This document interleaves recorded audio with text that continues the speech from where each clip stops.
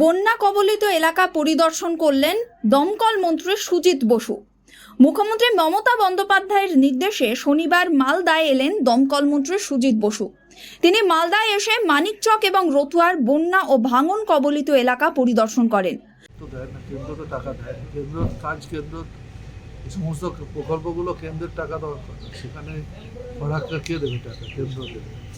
অন্যান্য জায়গায় কে দেবে? এই সমস্ত নদী বাঁধে এসব তো কেন্দ্রের সহযোগিতা করে। কেন্দ্র কিছু করে না, শুধু মুখে বড় বড় করে। ভাঙন কবলিত এলাকার পাশাপাশি তিনি পুরনো মালদার মঙ্গলবাড়ি মহানন্দা ভবনে ওঠেন। সেখানে মন্ত্রী সুজিত বসুর সঙ্গে দেখা করেন বিধায়ক সাবিত্রী মিত্র, জেলা পরিষদের সভাপতি লিপিকা বর্মন ঘোষ, ইংরেজবাজার পৌরসভার চেয়ারম্যান কৃষ্ণেন্দু চৌধুরী এবং তৃণমূলের অন্যান্য নেতৃবৃন্দরা। আলাপচারিতা সেরে রওনা দেওয়ার আগে তিনি মালদায় আসার কারণ জানালেন, পাশাপাশি ভিন রাজ্যে বাংলাভাষীদের ওপর যে হেনস্থা করছে বিজেপি, সেই বিষয়েও সরব হলেন।